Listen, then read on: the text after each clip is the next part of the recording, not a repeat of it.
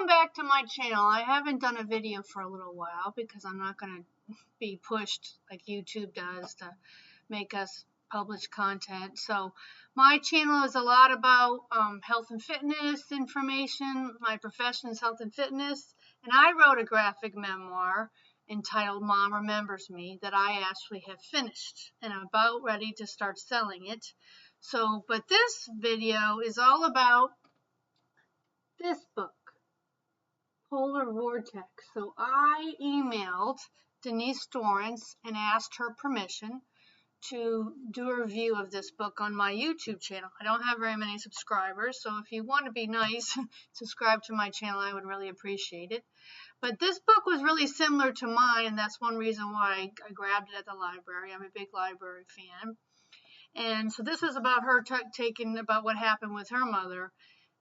My book is about how I used my health and fitness knowledge to stop my mother with mild dementia from forgetting me, and I did it. So I'm going to go over a little bit from her book. This is a low-key video. I'm not going to have all these images coming and going. I don't believe that's really helpful for our brain. So it's just a simple video to teach you a little bit about this book, and maybe you'll go out and get this book as well. So as I mentioned, this is called Polar Vortex, a family memoir, right? And it's about how this Denise's mother, and she was farther away. So my mother was in Massachusetts, and I live in Northern California, and she was in England, and this was somewhere in the Midwest, I believe. So I wanted to go over a few similarities, and then I also want to not go over too much of it because I wanted to encourage you all to get the book or read the book, right? So as I mentioned, she's farther away, but she was able to figure it out, right? And so for my background, I was trying to get a caregiver in Massachusetts because I read that Mass Health realized it was cheaper to pay a caregiver to put them into someone's home versus put people in a nursing home, because nursing homes get somewhere between 8 and 15 grand a month, and if it's all covered by insurance, and then of course if they give and make lots of prescriptions. I've read several books where they prescribe medications without even paying attention, and I had a lot of incompetence and greed that happened with me taking care of my mother too. So she had some other stuff like this, and then her dad died before her mother did, same as what happened with me, right? So here's some of the art from her book. It's good art, simple art, really easy to follow. It's a fun book. It's hard to put down. I really found it really compelling in many different ways. And we have to always ask questions. Don't just follow along with your doctor without asking lots of questions, especially the side effects for any medication, right?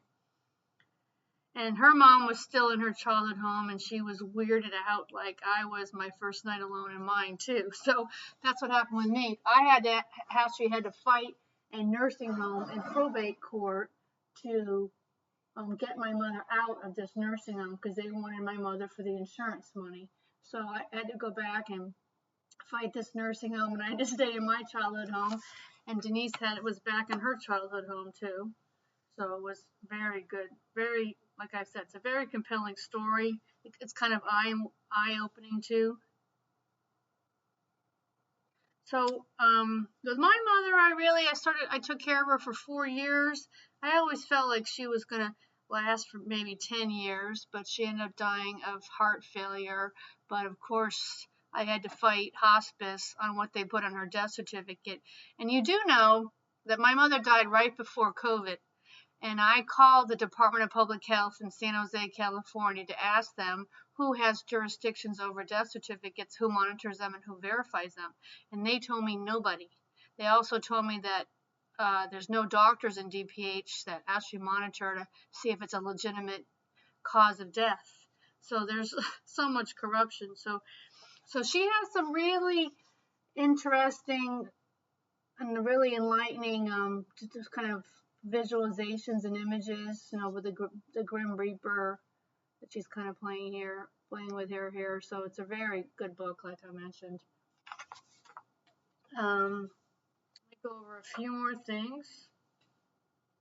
Oh, okay, and this is what I thought was very interesting. I learned from doing so much research that the neurological tests that they give the elderly have no scientific data. So if anybody's watching this video and you're going with your caregiving for some of those neurological questions, they don't have any. They have lots of essays by psychologists that point out the pros and cons.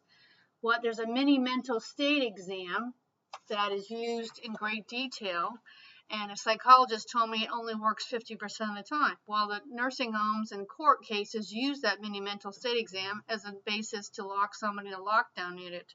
So she points out that some of those questions are kind of insane. Like one of the questions is if you have three things, you say three things. And what happened with me is this young person who I don't even think was a therapist or anything. She just worked in the nursing home, asked my mother three questions.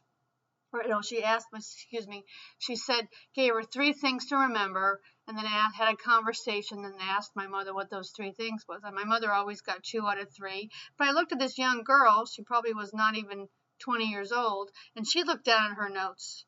So I tried this example because I teach health and fitness at a 2-year college with all my students. Only about 50% of them got all 3 questions. It's the same thing with you if you go grocery shopping and you don't have a list. And if you have 3 things, can you remember all 3 things?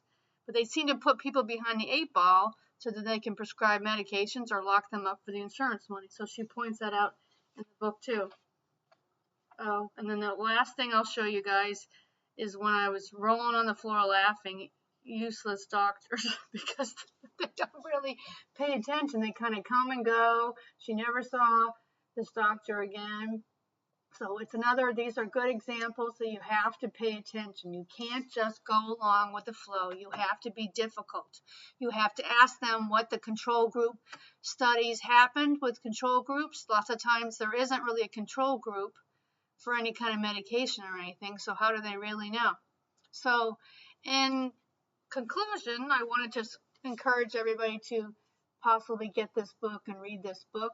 And then my book, which I'm going to start putting out, is called Mom Remembers Me. See, here's my picture, and I have my picture up on the wall. Same picture up on my wall here. So I wanted to encourage everybody. I'm self-publishing my book, so you have to contact me. And I have a Mom Remembers Me Facebook page. But thanks a lot for listening. I hope if you have any questions and comments, please let me know. I would really appreciate it. Thanks for listening. Take care.